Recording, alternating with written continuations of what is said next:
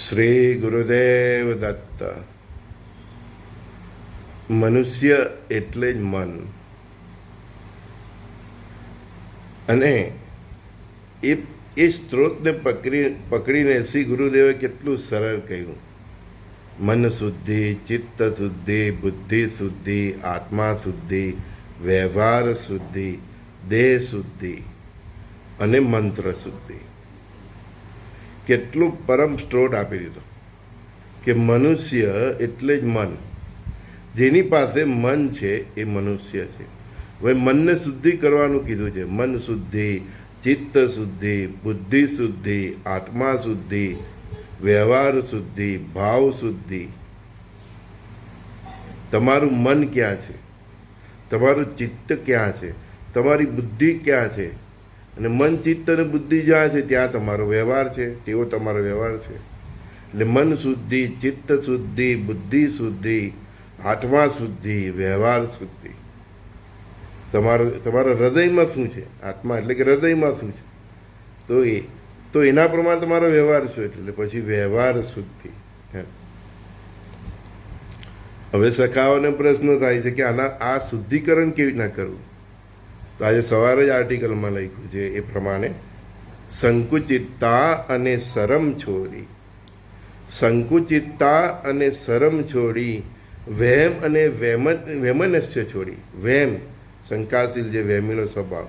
સંકુચિતતા અને શરમ છોડી, વહેમ અને વૈમનસ્ય છોડી, ઊંચ નીચના ભાવ છોડી, સ્ત્રી પુરુષના ચશ્મા ઉતારી, સ્ત્રી પુરુષના ભાવથી પર થઈ, એટલે લિંગભેદથી પર થઈ, સખા ભાવ અને વસુદેવ કુટુંબના ભાવથી સર્વ વિશ્વને જ્યારે પ્રેમ આપીએ ત્યારે આટલી જે શુદ્ધિ જે શ્રી ગુરુદેવે કહી તે થાય છે. ચિત્ત શુદ્ધિ, મન શુદ્ધિ, બુદ્ધિ શુદ્ધિ, આત્મા શુદ્ધિ, વ્યવહાર શુદ્ધિ અને જીવ શુદ્ધિ. એમાં મન, ચિત્ત, બુદ્ધિની શુદ્ધિ થઈ જાય. તમારા હૃદયમાંથી હૃદયમાં જે આપણે પાપ રાખીએ છીએ ને, તે પાપની શુદ્ધિ થઈ જાય. પાપથી મુક્ત થાય એટલે હૃદય શુદ્ધ થઈ જાય. તો મન શુદ્ધિ, ચિત્ત શુદ્ધિ, બુદ્ધિ શુદ્ધિ, આત્મા શુદ્ધિ, આ ચારની શુદ્ધિ થાય એટલે આપણા વ્યવહારની શુદ્ધિ થાય. આપણા વ્યવહારની શુદ્ધિ થાય એટલે આપણા કર્મોની શુદ્ધિ થાય. આપણા કર્મોની શુદ્ધિ થાય એટલે કર્મો સદકર્મોમાં પરિવર્તિત થાય. એટલે આપણે પાપથી મુક્ત થઈએ, આપણે પુણ્યના માર્ગે અગ્રેસર થઈએ. તો પછી બાકી શું રહે છે? જે શેષ પાપ તમારે જે ભોગવવાના હોય છે તે બાકી રહે છે. જ્યારે તમે આ માર્ગે ચાલો છો ત્યારે એ શેષ પાપ પણ સૂરીના ઘા સોંઠી જાય એમ ધીરે ધીરે પરમાત્મા એને ઓગાળી નાખે છે. સમજ્યા? હા, બહુ સીધો ને સરળ માર્ગ મેં તમને આપ્યો છે. મન શુદ્ધિ થાય, ચિત્ત શુદ્ધિ થાય, બુદ્ધિ શુદ્ધિ થાય, તમારા આત્મા શુદ્ધિ થાય, તમારા હૃદયમાં અને મનમાં કોઈ પણ વ્યક્તિ પ્રત્યે ખોટ ન હોય, વૈમનસ્ય ન હોય, કોઈ એવો દુષ્ટતાનો કોઈ ભાવ નહીં હોય. ઘણા છે ને બધું હૃદયમાં લઈને બહુ ચાલતા હોય, એના મનમાં બહુ હોય ને હૃદયમાં બહુ હોય, દુનિયાભરની દુશ્મના આવતા હોય, કાવાદા હોય. તો આ બધાથી આપણે મુક્ત થઈએ. મન શુદ્ધિ, ચિત્ત શુદ્ધિ, બુદ્ધિ શુદ્ધિ અને પછી આત્માની શુદ્ધિ થાય. એના કારણે આપણા વ્યવહારમાં શુદ્ધિ થાય, અને વ્યવહાર એટલે આપણા કર્મોમાં શુદ્ધિ થાય. આપણા કર્મોમાં શુદ્ધિ આવે એટલે કે પવિત્રતા આવે, એટલે પુણ્યશાળી કર્મો થાય.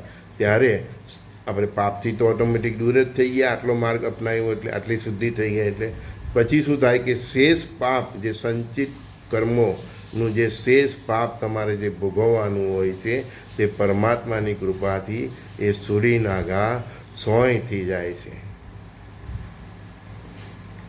એટલે આજે સવારે મેં જે કહ્યું તે આર્ટિકલ જો તમને નહીં સમજાયો હોય તો હવે સમજાઈ ગયો હશે કે આ બધી શુદ્ધિ કરવા માટેનો સરળ ઉપાય તમને આપ્યો છે કે મનની શુદ્ધિ કેવી રીતના કરવી, ચિત્તની શુદ્ધિ કેવી રીતના કરવી, બુદ્ધિની શુદ્ધિ કેવી રીતના કરવી, અને બુદ્ધિની શુદ્ધિ થાય પછી આત્માની શુદ્ધિ કેવી રીતના કરવી. તો એના માટે શું કહ્યું છે મેં તમને આજે સવારે?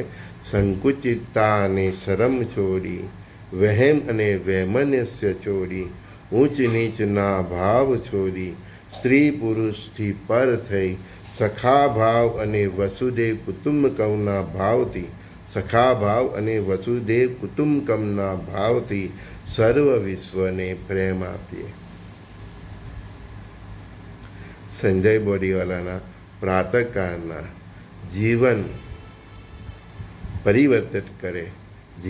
પરિવર્તિત કરે એવા સત્સંગમાં સર્વે સખાઓને પ્રણામ. શ્રી ગુરુદેવ દત્ત. આ જ જીવન મંત્ર છે. આ મંત્ર અપનાવો અને પછી કોઈ પણ તમારા ઈષ્ટદેવનું નિત્ય નામ સ્મરણ કરો. શુદ્ધ અને સાત્વિક જીવન જીવો. ને આટલું કરશો એટલે ચરિત્ર ઓટોમેટિક સચવાઈ જશે. બસ. અને આવી રીતના આત્મા શુદ્ધિ થઈ ગઈ, મન શુદ્ધિ, ચિત્ત શુદ્ધિ, બુદ્ધિ શુદ્ધિ, અને પછી આત્માની શુદ્ધિ થઈ ગઈ એટલે આત્માની અંદર જે પરમાત્મા છે એ પ્રકાશિત થઈ જાય છે.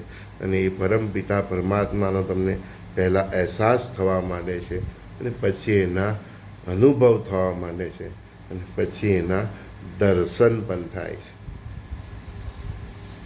મળીએ ત્યારે. શ્રી ગુરુદેવ દત્ત. સત્સંગ માટે મારો નંબર છે 7405323000 7405323000. અને ખાસ કહેવું છું, આજનો સત્સંગ 2-4 વાર શાંતિથી સાંભળજો. મગજમાં ઉતરી જાય ને ભાઈ, જીવન બદલાઈ જાય. શ્રી ગુરુદેવ દત્ત.